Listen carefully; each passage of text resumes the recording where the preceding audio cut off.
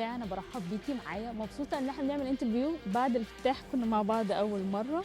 مبروك السادة الأفاضل، مستنينه بقالنا كتير. الله يبارك فيكي وانا كمان مستنياه. تقولي عنه إيه النهاردة وهو أول عرض ليه في مهرجانك؟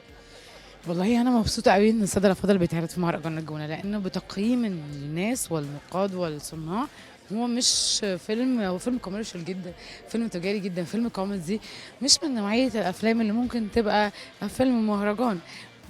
بس ان هو يتعرض في المهرجان وان هو ياخد فرصه ان كل زمايلنا وحبايبنا والناس القائمين على المهرجان يشوفوا الفيلم، دي فرصه هايله، لان في القاهره مش ناس كتير بتقدر تحضر العرض الخاص.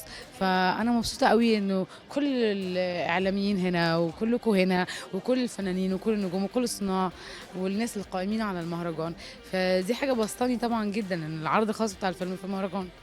معاكي تيم كبير قوي، كلهم حلوين قوي، هتقولي عن كل حد فيهم؟ اقول ان دي من ألذ اللوكيشنات اللي انا حضرتها في حياتي، كل الممثلين صحابي قوي.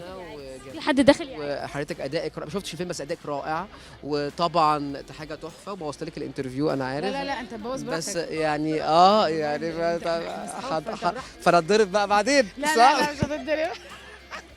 عامل ايه Good بقى؟ luck انت يا داخل نوس. تقولي كلام حلو يعني. الله دي معاكسة. هنا واداء عظيم وبجد رائع مش الدرجات دي. وطبعا حاجة تانية. الصاحب ليه عند صاحبه ايه؟ ايوه ها خلاص. بس كده بس كده. عملت منهم ايه لغايه دلوقتي؟ Good luck. ارجع حبيبي. عسل شريف. اصحاب قوي شكله. اصحاب.